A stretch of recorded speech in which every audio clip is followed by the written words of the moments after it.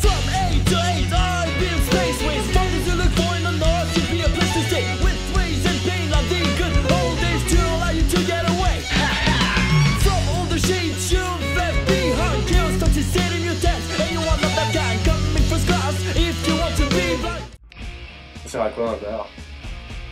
Ça dépend surtout de qui tu es, ça dépend quel bar. Un bar, ça va créer une ambiance, un univers qui sera plus propice à faire des rencontres.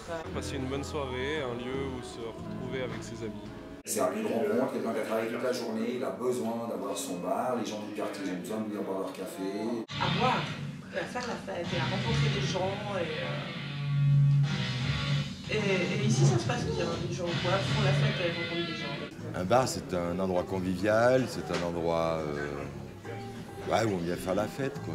Un bar est un lieu de rencontre pour des couples. Des fois vont se former, des gens vont se rencontrer, tu vas rencontrer des gens qui voyagent. C'est aussi un lieu où on peut boire, on peut lire, jouer, échecs, compagnie. C'est un lieu de vie, voilà quoi, nécessaire je dirais, quasiment au bon fonctionnement de la société.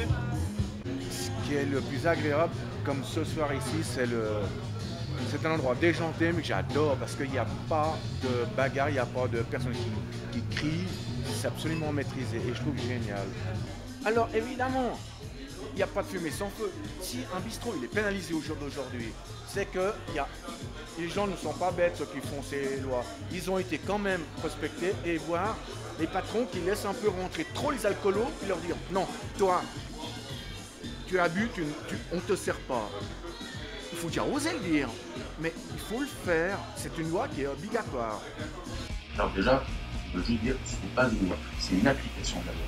C'est deux choses différentes. La loi, c'est 4 h le matin, minuit. À partir de minuit, on doit demander une dérogation. On obtient cette dérogation en échange de 3 choses. La première, c'est de faire une cuisine chaude jusqu'à 2 h du matin. C'est normal quand on demande de l'alcool. La moindre des choses, c'est de vendre aussi un petit peu de nourriture.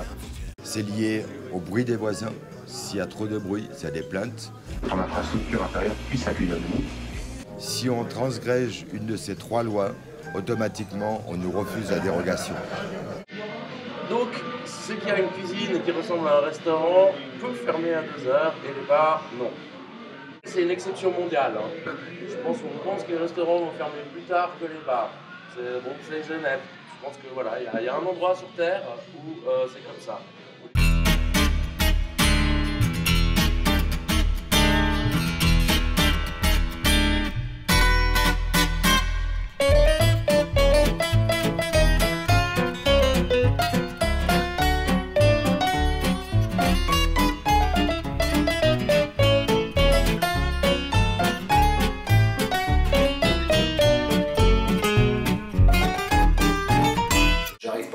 Le 3 mois pour les, je sais pas, à peu près 25 sur 28 ou à peu près ça.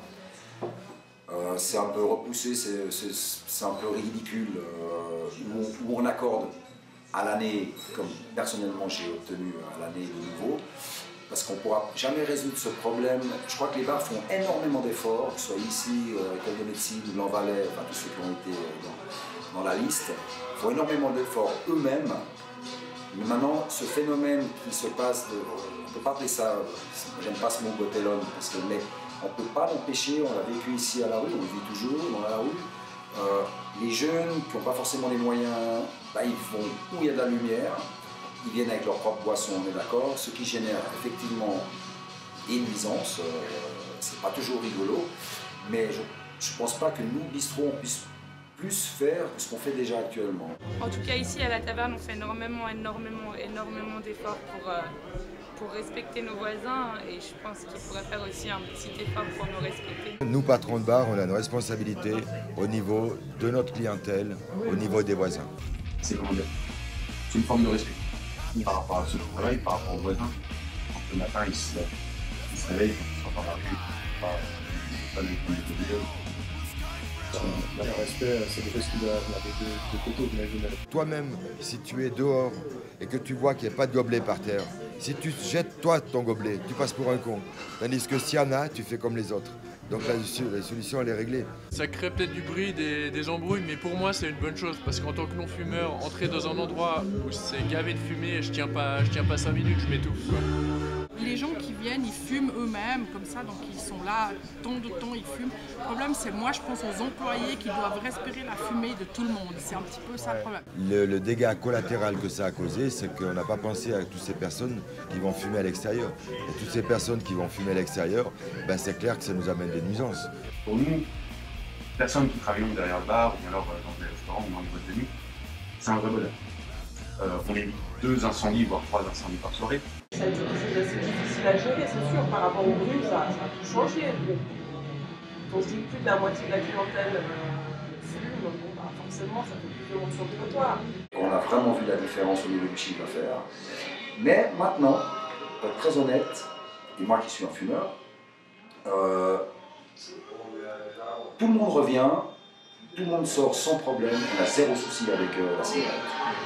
Et même pour nous-mêmes, honnêtement c'est plus agréable à l'intérieur de travailler sans un roi de fumée, qu'on aimait bien aussi. Hein, mais effectivement, je pense que les 2 premières années ont été un peu rudes. Nous, ça va faire 6 mois qu'on a des chutes à l'extérieur.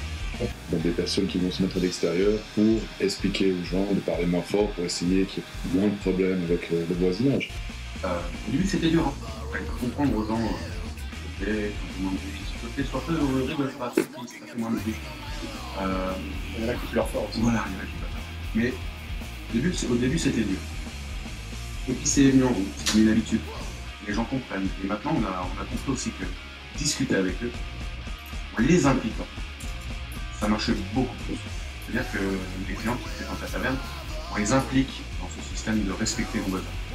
Une charte, on va signer la charte, même pas tant important. On leur a marche beaucoup mieux. On leur dit, vas-y, j'ai besoin de toi. Aide-moi à faire en sorte que la taverne reste longtemps. Pour faire ça, il faut qu'on travaille avec les besoins. Le travail est très essentiellement visé, axé sur ce qui est la médiation, de discuter avec les gens, on n'est pas là pour les gens de dégager, on est juste là pour essayer de leur faire comprendre en leur parlant que comme ça ils peuvent réussir à sauver aussi leur bar dans lesquels ils vont. Par les habitants, je pense que c'est un peu le truc dommage, c'est que les gens ont envie d'avoir des endroits pour pouvoir sortir, faire la fête quand ils décident que c'est l'heure et le moment. Mais en dehors de ça, ils aimeraient bien qu'il n'y ait rien du tout. Qu'ils soient très très tranquilles tout le temps. Mais c'est un peu dommage, c'est un peu quand je veux, ouais, mais quand je veux pas. Bah simplement les gens ils ont plus aucune valeur de respect. Les trucs que j'ai appris de respect, c'est quand on est dans la rue tard, on fait pas de bruit pour pas déranger les gens qui dorment. Pareil que quand je suis chez moi, si j'entends une voiture qui arrive et qui fait un mastaboucan en se garant, etc., je vais à ma fenêtre et je gueule. Personnellement, comme je l'ai écrit, je ne crois pas totalement au chuchoteur. Le chuchoteur, pour moi, quelqu'un qui arrive vers vous et qui vous dit « Gilet rouge, écoute, essaye de faire moins de bruit. » Attends, t'es qui toi?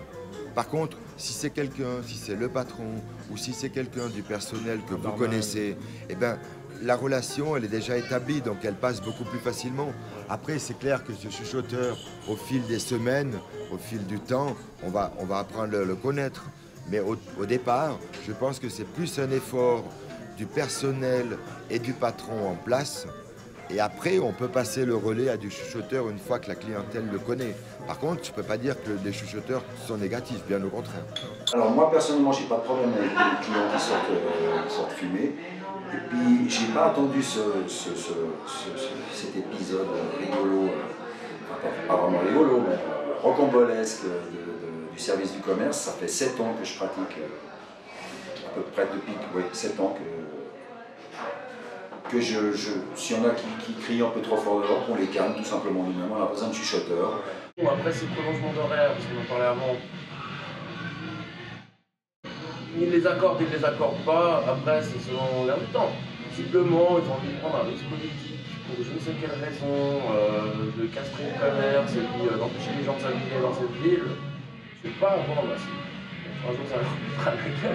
pour le mot de la fin, c'est la question piège. Tu vas nous raconter une blague qui commence par c'est un mec qui rentre dans un bar et... Ah ouais, mais c'était pas lui. C'est un mec qui rentre dans un bar et il faut que ce soit une blague. c'est un mec qui rentre dans un bar, ça se passe au mois de novembre 2009.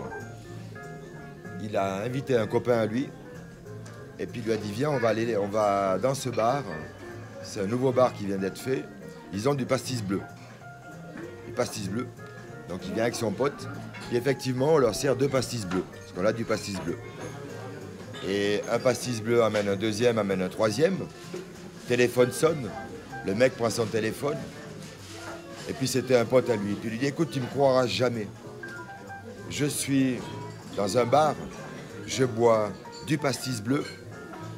Et c'était la première fois que les serveuses étaient déguisées, elles étaient à Mère Noël, un mois avant Noël.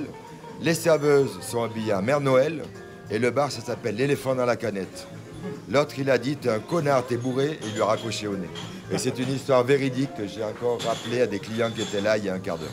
En fait, si tu veux, le problème, c'est que si tu racontes une anecdote de bar, c'est forcément lié à l'alcool. Quasiment les 3/4 du temps. Oui, Chloé. Alors, c'est un mec qui rentre dans un bar. Et le patron lui dit écoute, j'ai un souci, j'ai mon cheval, il est en train de pleurer tout le temps depuis un mois, je sais pas ce qu'il a, je te paye une bière si tu arrives à le faire rire. Ok, il part dans la cour, par le cheval éclate de rire.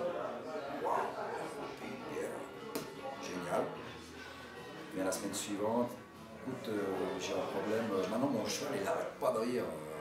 Je te repaye 2 bières cette fois si tu me le remets comme avant, parce que c'était mieux. Ok. Il va lui parler, le cheval commence à pleurer. Oh, bah écoute, je t'en repaye encore une si tu me dis ce que tu veux.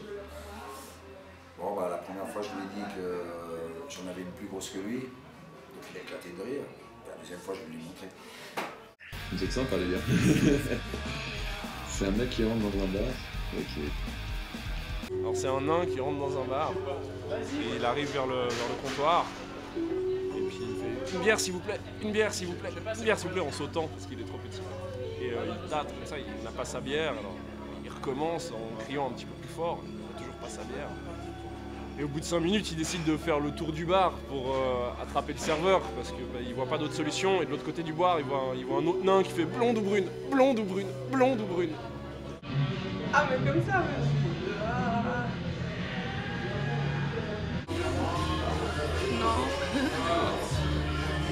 On reprend, on refait. C'est un mec qui rentre dans un bar. Et il s'éclate.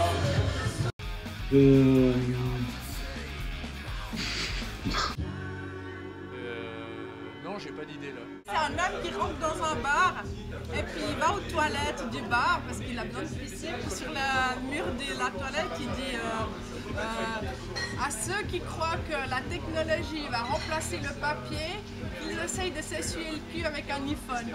Ah